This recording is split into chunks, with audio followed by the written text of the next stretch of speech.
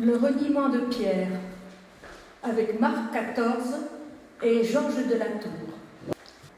Le reniement de Pierre est raconté dans les 4 évangiles. C'est aussi le titre d'un tableau peint en 1650 par Georges de la Tour, un peintre lorrain.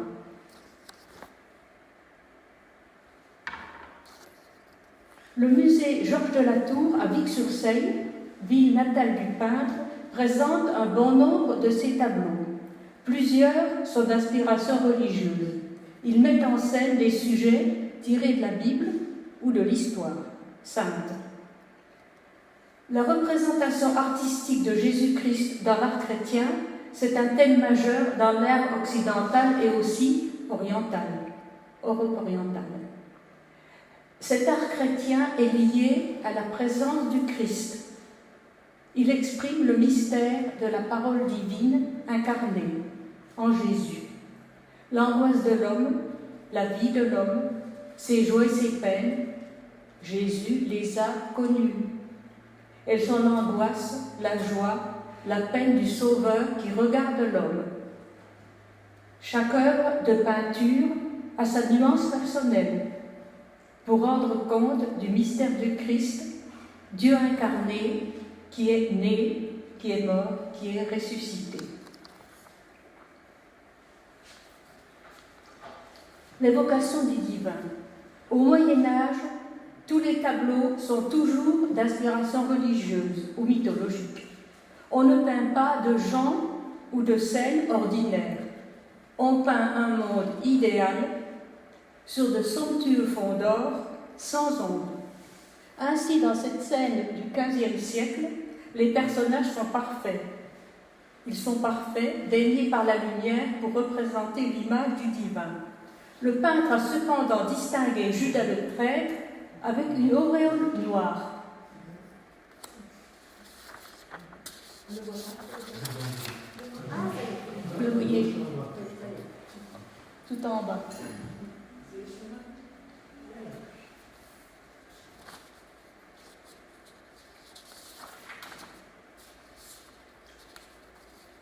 Les 4 évangiles rapportent donc le récit des 3 reniements de Pierre. Ce reniement s'est passé pendant la comparution du Christ devant les chefs des prêtres, devant le tribunal juif. Dans la peinture religieuse, les 3 reniements sont réduits à un seul, celui où Pierre est démasqué par une servante. Je lis donc Marc 14, 53-54, puis 66-72 dans la version Semeur, parce qu'entre les deux, il y a la comparution du Christ. Donc d'abord, les 2 premiers versets. Jésus fut conduit devant le grand prêtre, chez qui se rassemblèrent les chefs des prêtres, les responsables du peuple et les spécialistes de la loi. Pierre l'avait suivi à distance, jusqu'à l'intérieur de la cour du palais du grand prêtre.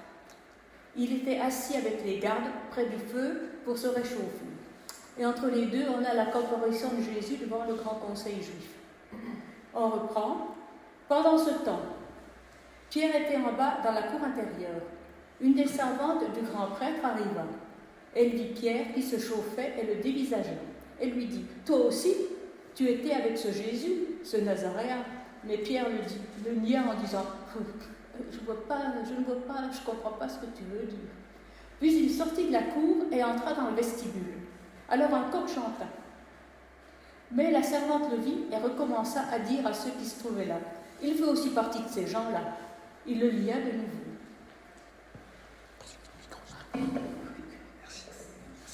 Il le lia de nouveau.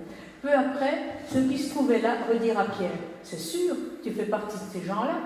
D'ailleurs, tu es galiléen. » Alors il déclara, « Je le jure, et que Dieu me condamne si ce n'est pas vrai, je ne connais pas l'homme dont vous parlez. » Alors, aussitôt, pour la seconde fois, un coq chanta.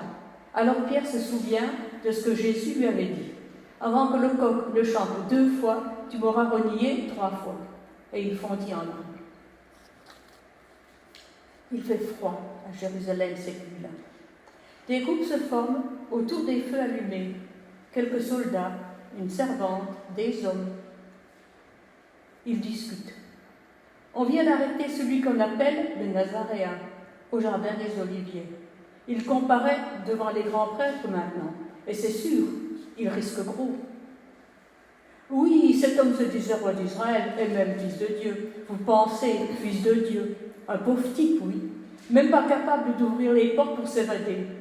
Pourtant, on raconte que la fille de Jairus, on raconte que Lazare. Deux scènes avec des personnages et aux préoccupations différentes. La scène religieuse du reniement et la scène profane du jeu de dés. Elle correspond à la présence des soldats romains dans les évangiles. Elle correspond aussi à un événement qui a eu lieu par la suite, c'est Sophie l'a lu. Lorsque les soldats eurent crucifié Jésus, ils prirent ses vêtements et en firent 4 parts, une pour chacun d'eux. Restait la tunique qui était sans couture, tissée toute une seule pièce du haut en bas. Les soldats se dirent entre eux, au lieu de la déchirer, tirons au sort pour savoir qui l'aura. C'est ainsi que s'accomplit cette prophétie de l'Écriture. Ils se sont partagés mes vêtements et ils ont tiré ma tunique au sort. C'est exactement ce que firent les soldats. Jean 19. Le partage des vêtements, c'est une coutume depuis longtemps établie, un peu partout dans le monde à l'époque du Christ. C'est même une loi romaine. Les habits des condamnés appartiennent de droit au bourreau. Cette scène correspond à l'accomplissement de la prophétie du psaume 22-18. Ils ont partagé mes vêtements et ils ont tiré ma tunique au sort. Il est très probable que les bourreaux aient dépouillé Jésus de ses habits avant la crucifixion, une humiliation supplémentaire de la part de l'autorité romaine.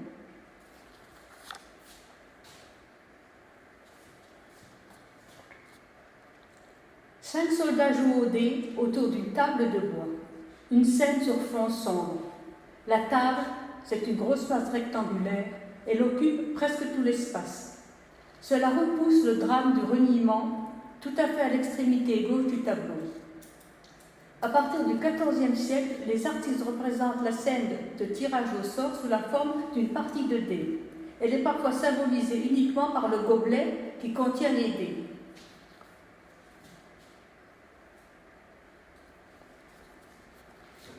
Les soldats restent indifférents au drame qui se joue. La distraction fait oublier la gravité de la situation. Et d'ailleurs, que veut dire Pâques aujourd'hui pour la plupart de nos contemporains? Ce n'est plus la mort du Christ en croix, ce n'est plus le vendredi pour nos péchés et sa résurrection le dimanche pour que nous soyons déclarés justes devant Dieu. Mais c'est 2 semaines de congé scolaire, le lundi férié, les œufs et les lapins de chocolat. La gloire de Dieu manifestée dans la résurrection du Christ est réduite à du folklore. Non, on n'est pas contre, mais on n'a pas le temps. Pas le temps de nous occuper de ce que Jésus veut nous dire. Pas le temps de lire la Bible pour comprendre ce qu'il veut nous dire. D'ailleurs, comme on le dit souvent, travailler, c'est prier. Alors après le travail, j'ai bien le droit à une vraie détente, sans que quelqu'un du haut du ciel vienne se mêler de mes affaires.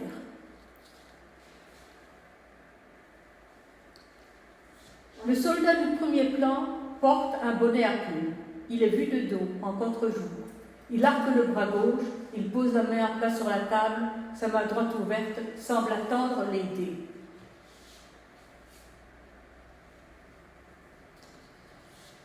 À droite, de l'autre côté de la table, un jeune guerrier à casquette rouge, au trait renforcé par la lumière, suit le jeu, fermement accoudé à la table.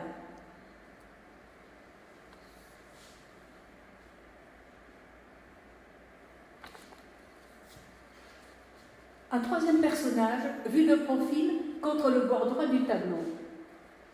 Il a un profil à l'ossature saillante et une étrange coiffure. Un large galon avec des plumes rosées qui se dressent ou tombent sur sa nuque. Il pose la main gauche sur la table. De la main droite, il presse l'épaule du jeune homme à casquette pour attirer son attention vers la scène à l'extrémité gauche du tableau.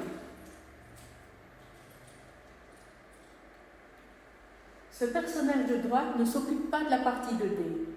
Il coordonne, il relie les deux espaces du tableau, celui du jeu et celui du reniement. L'oblique qu'on peut tracer en regardant, qui joint son regard à celui de Pierre, coordonne la composition. Elle relie cet homme de troupe au couple profondément humain à gauche du tableau. Son regard va piquer.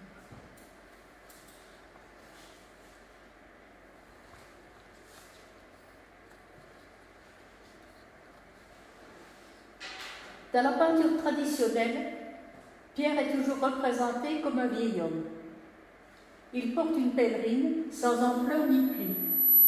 Une main sort de l'étoffe marron et se serre sur sa poitrine. L'autre main ouverte semble implorer quelque chose. Un visage ridé, vu de trois quarts, aux joues tombantes, à la bouche entr'ouverte. Il regarde la jeune femme avec inquiétude et timidité. La servante et Pierre forment un groupe uni par le jeu des mains et des regards, uni aussi par l'éclairage de la chandelle. Cet éclairage crée des effets lumineux sur la robe, sur le rebord de la table, les visages et les mains des personnages. Et pourtant, pour Pierre, la nuit est noire, si noire. Tu es seul, Pierre, si seul avec les lambeaux de tes rêves. Tu avais cru si fort. Jésus, roi, Seigneur, Messie, envoyé de Dieu, Fils de Dieu. Des rêves de lumière, des rêves de succès. Jérusalem en liesse. Oui, encore un peu de temps et la pourpre royale allait vêtir celui qui avait apaisé la tempête sur le lac où tu pêchais depuis ton enfance. Le Christ, pour le suivre, tu as tout laissé. Tu as laissé le petit monde où tu vivais. Tu as quitté les rives du lac de Tibériade. Mais il fait froid ce soir, si sombre. La nuit dessine la mort et son désespoir.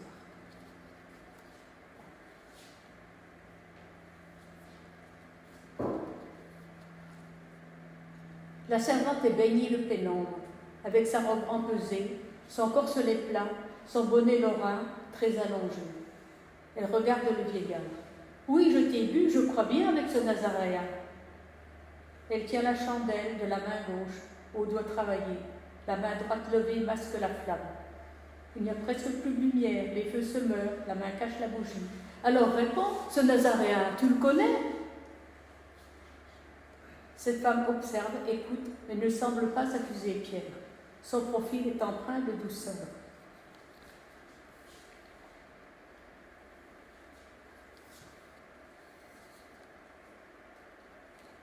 La bougie verticale, parallèle au torse de la servante, souligne la trahison de Pierre. Repoussé en arrière, Pierre prend du volume. Sur son visage, une superposition de couches de peinture, rehaussée de touches de blanc. Pour l'œil creux, le front hidé, la barbe au coup de pinceau marqué. Le premier reniement contient les deux autres, les deux suivants. Je le connais, ce Nazaréen qui se disait fils de Dieu mais qui va mourir, cet homme qui parlait d'une lumière qui devait illuminer mon chemin. Non, je ne le connais plus. Et même, je ne le connais pas. Je le jure et que Dieu me condamne si ce n'est pas vrai, je ne connais pas l'homme dont vous parlez. Il m'a volé toute mon espérance. Cette espérance est devenue désespoir. Elle a blanchi mes cheveux. Il n'y a plus que la nuit sur les murs de ma vie et j'ai froid, femme. J'ai si froid. Je le jure et que Dieu me condamne si ce n'est pas vrai. Je ne connais pas l'homme dont vous parlez. Tu ne feras pas de faux témoignages.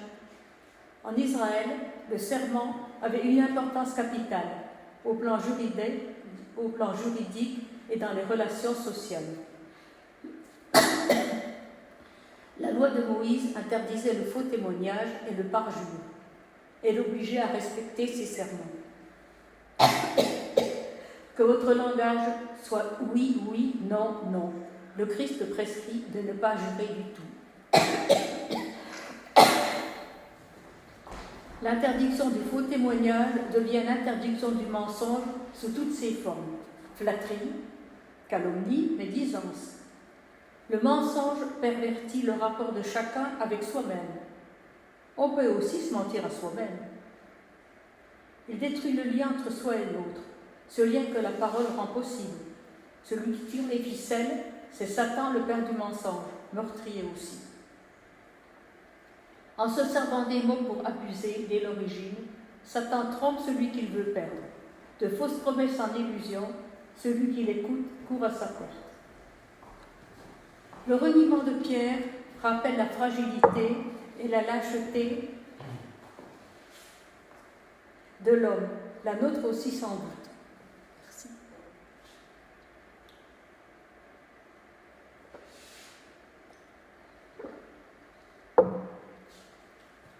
La fragilité et la lâcheté de l'homme, la nôtre aussi sans doute. Pierre est plein de bonne volonté, mais trop sûr de lui. Même si tous les autres étaient ébranlés, moi pas. Il ne tient pas compte de l'avertissement pourtant clair de Jésus. Vraiment, je te l'assure. Aujourd'hui, oui, cette nuit même, avant que le coq ait chanté 2 fois, tu m'auras renié 3 fois. Et Pierre insiste lourdement. Même s'il me fallait mourir avec toi, je ne te renierai pas. Il n'a pas du tout l'intention de trahir, comme Jésus qui a tout calculé, certainement des jours à l'avance. Il est trop sûr de lui, ou plutôt trop sûr de ses illusions, trop sûr du monde idéal qu'il s'est construit. Tu es le Christ, le Fils du Dieu vivant. Un Christ, un Messie, un envoyé de Dieu. C'est glorieux, c'est royal, ça ne dort pas. Il n'a absolument pas tenu compte de l'avertissement sévère de Jésus tout de suite après cette déclaration. Et Jésus commença à leur enseigner que le Fils de l'homme devait être mis à mort et ressuscité 3 jours après. Il leur dit tout cela très clairement. Alors Pierre le prit à part et se mit à lui faire des reproches. Mais Jésus se retourna, regarda ses disciples, il reprit Pierre sévèrement. « Arrière, Satan, éloigne-toi de moi, car tes pensées ne sont pas celles de Dieu, ce sont des pensées toutes humaines. » Marc 8. Pierre n'a rien anticipé. Il n'a rien prévu de ce qu'il faudrait faire si ça tournait mal. Si les choses ne tournent pas comme il se les construit, si les choses ne tournent pas comme il l'a construit dans sa tête et aussi dans son cœur. Oui, il aime Jésus, son Seigneur, son Messie royal. Et son Messie royal est aux mains des chefs injustes qui veulent du mal. Oui, se dit Pierre, le Messie glorieux, le Messie royal, il ne meurt pas, le Messie ne peut pas mourir. Ce sont les autres, les accusateurs qui vont tomber. Ils vont tomber foudroyés par la puissance glorieuse de Dieu. Et lui, Jésus, le Messie royal, il va retraverser la cour dans une lumière éclatante, accompagné de l'armée céleste. La nuit de l'espoir, la nuit des heures de désir. Le temps passe, la nuit des heures d'angoisse. Le voilà qui sort enfin, ce Jésus au visage bleui.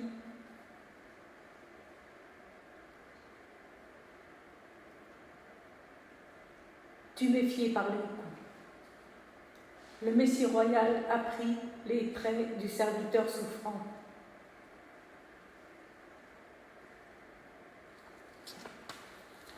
Et le Messie souffrant regarde Pierre. Alors Pierre comprend enfin.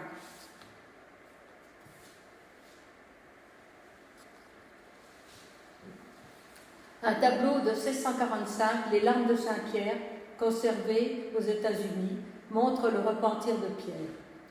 Pierre pleura amèrement. Pierre a renié son maître, mais il a montré sa repentance en pleurant sur sa faute. Et Jésus lui a gardé sa confiance. Jean 21. Nous ne devons pas être trop durs avec Pierre. Si un apôtre a pu renier le Christ, nous le pouvons aussi. Nous pouvons vivre des événements qui mettront notre foi à l'épreuve. Alors reconnaissons devant Dieu et aussi devant les autres que notre foi est plus vulnérable, plus fragile que nous voulons l'admettre. C'est une des nombreuses façons de marcher dans la lumière et la condition de témoignage véritablement authentique. Les exemples que nous donnons dans nos témoignages sont-ils exclusivement positifs ou mettent-ils aussi en lumière les moments sombres, ceux où Dieu a dû agir presque malgré nous parce que nous étions dépassés? Le témoignage de l'Église montre-t-il qu'il y a de la place pour le pardon, pour une deuxième chance? Le reniement de Pierre est l'infidélité du disciple, la nôtre aussi. Ce n'est pas la fin de l'histoire. Ce n'est pas la fin de l'histoire du salut par grâce. Dieu ouvre toujours une voie pour la repentance, pour le pardon et la réhabilitation pour son service. Amen.